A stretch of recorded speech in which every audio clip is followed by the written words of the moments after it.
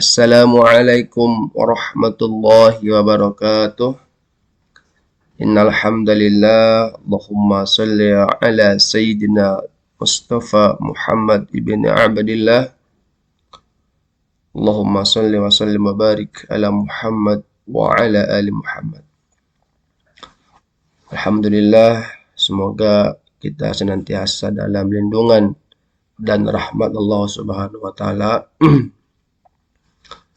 Pada kesempatan yang baik ini, kita akan belajar dan interensiasi bagaimana sesuatu itu menjadi penting kalau kita anggap itu penting.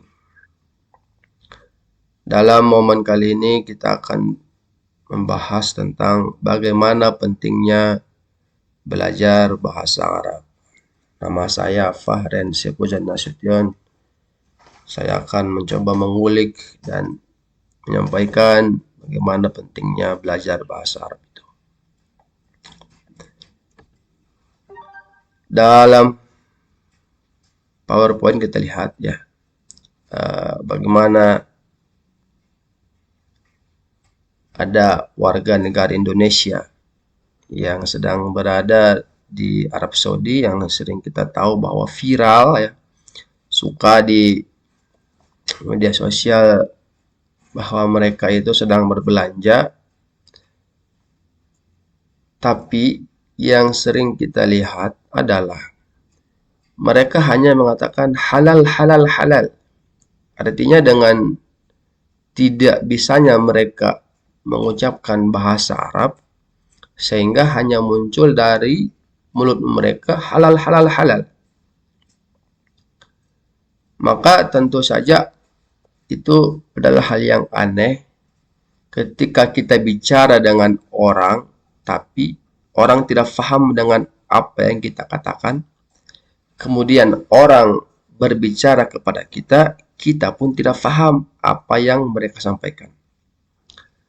Tentu ini adalah hal yang sangat tidak etis dalam hidup dan kehidupan. Makanya pada kesempatan kali ini saya akan membahas tentang bagaimana pentingnya belajar dan menggunakan bahasa Arab itu sendiri. Apakah dari aspek ekonomi, aspek sosial, terutamanya aspek kita sebagai orang yang beragama Islam.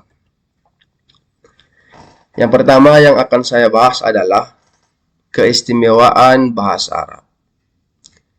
Sesuatu yang istimewa itu adalah sesuatu yang kita harapkan keberadaannya. Anak jadi istimewa bagi orang tua kalau anak itu berada di dalam pikiran yang ia harapkan. Orang tua akan menjadi istimewa bagi anak ketika orang tua itu menjadikan dirinya dapat diharapkan oleh anak-anaknya. Kata istimewa itu merupakan kata yang sangat bisa dipadankan dengan luar biasa. Kamu begitu istimewa di hidupku. Artinya, orang itu akan menjadi sangat luar biasa dalam dirinya, sehingga dia menjadi istimewa dan sangat diharapkan keberadaannya. Di sini istimewanya bahasa Arab itu yang pertama adalah bahwasanya bahasa Arab merupakan bahasa Al-Quran dan hadis. Tentu barangkali sudah tidak hal yang aneh bagi kita. Setiap muslim yang beriman dan beramal soleh, mereka selalu membaca Al-Quran, baik itu pagi, petang, sore, siang, dan malam, dalam keadaan duduk, dalam keadaan berdiri, dalam keadaan apapun. Al-Quran itu merupakan sesuatu yang kita baca dan sangat istimewa kehadirannya dalam diri kita. Maka kenapa bahasa Arab itu istimewa? Ya karena kitab yang kita pedomani itu pun adalah kitab yang berbahasa Arab. Bagaimana seorang muslim itu faham dengan apa yang ia baca kalau dia tidak mengerti dari bahasa tersebut? Kita nonton film Hollywood Ya, walaupun artis dan pemeran utamanya itu terkenal jago acting, tapi kalau bahasa yang ia ucapkan kita tidak paham dengan subtitle contohnya, maka kita tidak bisa mengikuti arah dan jalur cerita yang kita tonton tersebut. Makanya itulah pentingnya bahasa adalah untuk memahami komunikasi serta saling ada kesinambungan antara orang yang pertama dengan orang yang kedua. Kemudian nomor dua ada bahasa Arab adalah bahasa Nabi Muhammad SAW. Tentu barangkali kita mengenal dengan namanya hadis. Hadis itu adalah setiap perkataan, perbuatan, dan ikrar Nabi yang itu pun semuanya berbahasa Arab. Fungsi hadis itu kan menjelaskan Al-Quran. Ya ayyuhalladzina amanu kutiba alaikumusiyam. Di Al-Quran dijelaskan bagaimana kita diperintahkan untuk siam, untuk puasa. Maka hadis itu muncul untuk menjelaskan bagaimana tata cara untuk melaksanakan saum. Tapi hadis itu pun berbahasa Arab. Nah, kita dengan belajar bahasa Arab ini akan mampu memahami Al-Quran secara perintah. Kemudian kita juga faham bagaimana penjelasan Nabi tentang apa yang dijelaskan untuk Al-Quran tersebut. Maka begitu istimewanya ini bahasa Arab, kita mampu membaca, memahami perkataan Tuhan dan perkataan manusia yang paling sempurna, yakni baginda Nabi Muhammad SAW. Kan kita manusia hidup untuk apa dan mau kemana? Perjalanan hidup itu adalah perjalanan yang tidak ada satu orang pun yang mengetahui kapan berhentinya, dan akan berhenti itu pasti. Nah, itu hidup. Kemudian yang ketiga, Bapak Ibu sekalian, jamaah hadirin, ada bahasa Arab pernah menjadi bahasa internasional. Number one di dunia, yaitu kapan? Pada kejayaan Islam di abad 6 sampai 7. Sekarang kita berada di abad 21. Berapa belas tahun yang lalu itu? Bahasa Arab itu adalah bahasa yang dulu pernah menjadi nomor satu.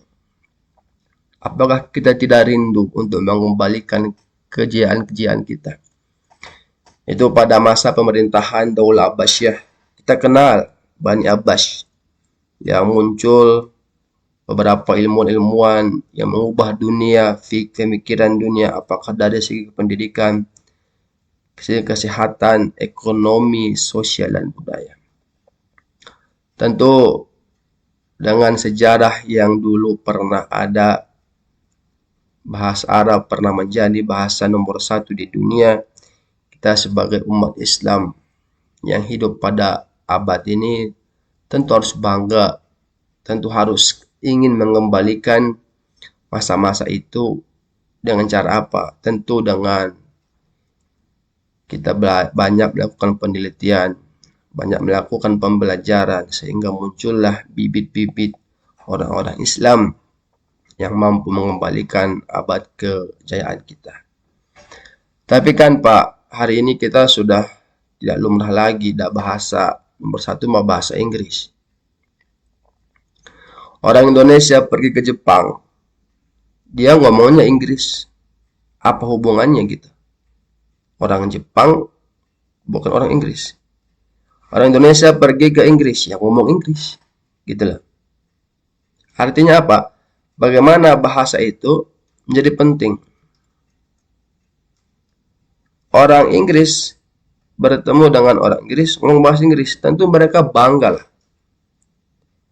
Bahasa mereka dipakai di seluruh internasional. Apakah perdagangan, apakah itu olahraga, bagaimana sepak bola menjadi nomor satu olahraga terhebat di dunia, itu pun liga-liga Inggris.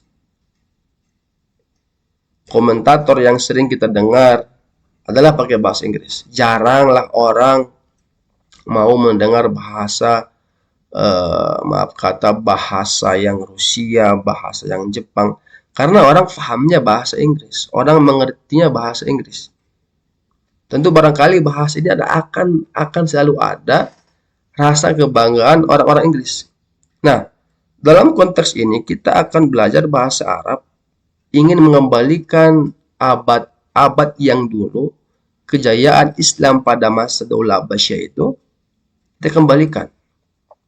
Maka bahasa Arab itu sangat penting sekali, sangat-sangat penting dan important. Ya.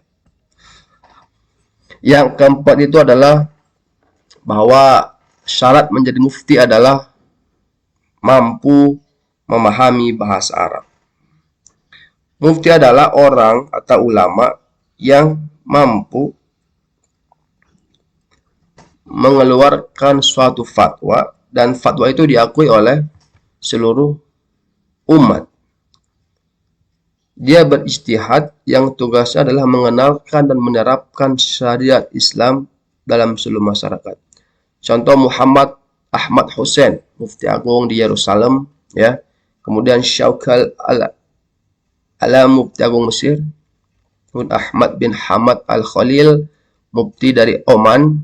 Kemudian ada Syekh Abdul Aziz Ibni Abdullah, itu Mufti Arab Saudi. Ada Ismail Ibni Musa, itu Mufti dari Zimbabwe.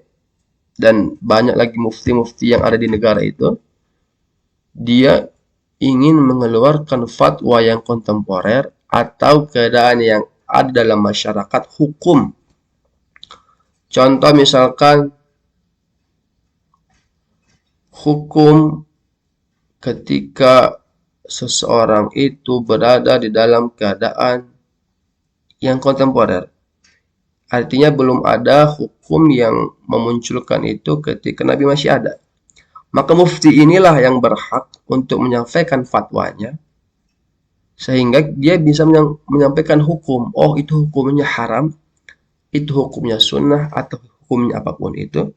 Maka syarat untuk bisa menjadikan dia mufti adalah mampu berbahasa Arab, memahami bahasa Arab. Maka itu hal yang sangat penting dan yang sangat mulia ketika orang itu bisa memahami bahasa Arab. Allah berfirman, janganlah kamu mengikuti apa yang kamu tidak mempunyai pengetahuan tentangnya. Kemudian bahasa Arab memiliki peran yang sangat penting. 1. Bahasa Arab merupakan sarana untuk memahami agama Islam. Orang kalau belajar agama Islam tentu rujukannya Al-Quran dan hadis yang sifatnya berbahasa Arab. Yang kedua, menjaga bahasa Arab adalah salah satu menjaga agama Islam. Dengan kita mengetahui kontekstual apa-apa yang ada dalam bahasa Arab, sama saja kita sedang menjaga agama Allah, yaitu agama Islam. Yang ketiga, meninggalkan bahasa Arab adalah salah satu menyimpangnya seorang dalam memahami agama Islam. Tentu iya. Alhamdulillahi Rabbil Alamin. Alamin. Dia pakai A. Alhamdulillah. Hamada. Alhamdu. Segala puji.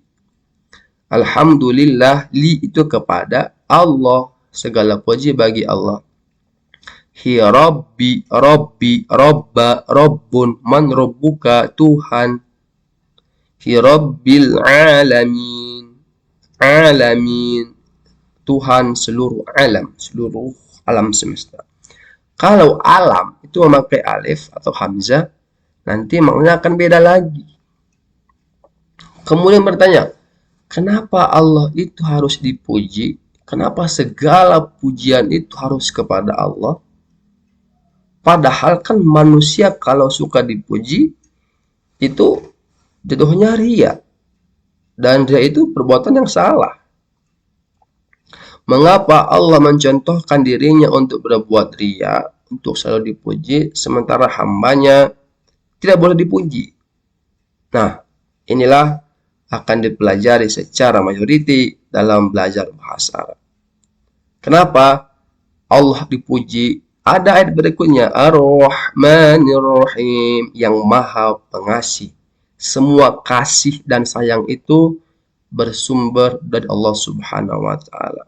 Maka pantas dan layaklah Allah itu diberi segala pujian sebagai Tuhan yang memiliki dan mengatur segala alam semesta ini.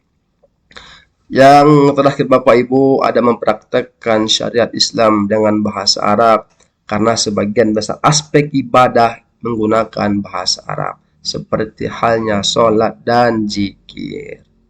Ya, kita sholat dengan menggunakan bahasa Arab. Allahu Akbar. Kalau kita tidak mengerti apa itu Allahu Akbar, tentu kita tidak yakin, kurang khusyuk.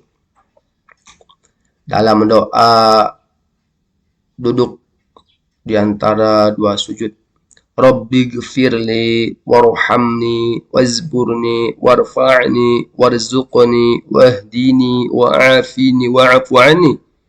Kalau kita tidak faham itu artinya, kita biasa-biasa aja, maka sholat itu akan menjadi fenomena-fenomena yang rutinitas saja bagi kita. Karena kita tidak faham. Kalau kita faham ya, artinya itu sangat jelas. Rabbi ghafirli, ya Allah ampuni saya ya Allah. Begitu banyak dosa yang kita lakukan hari demi hari. Dari bangun tidur sampai tidur lagi. Bagaimana peran kita di dunia ini, tidak ada yang tahu. Dosa diam-diam, bahkan dosa yang dicampur adukan dengan kesengajaan di depan halayak ramai. Nah, tentu barangkali dengan kita mempelajari bahasa Arab ini, kita mengerti bahasa Allah, kita mengerti bahasa sholat, kita mengerti bahasa zikir, kita mengerti bahasa-bahasa yang akan dipakai untuk mendekatkan diri kita kepada Allah Subhanahu wa taala. Mungkin demikian yang dapat saya sampaikan pada kesempatan yang baik ini. Mudah-mudahan segala aspek yang kita pelajari di dunia ini akan menjadikan kita sebagai hamba Allah yang bersyukur, dan dengan ilmu pengetahuan yang kita miliki, Allah angkat derajat kita baik di dunia ini, terutama nanti ketika di surga. Amin ya rabbal alamin. Wallahu muwaffiq ila aqwamit thoriq. Afwan. Wassalamu alaikum warahmatullahi wabarakatuh.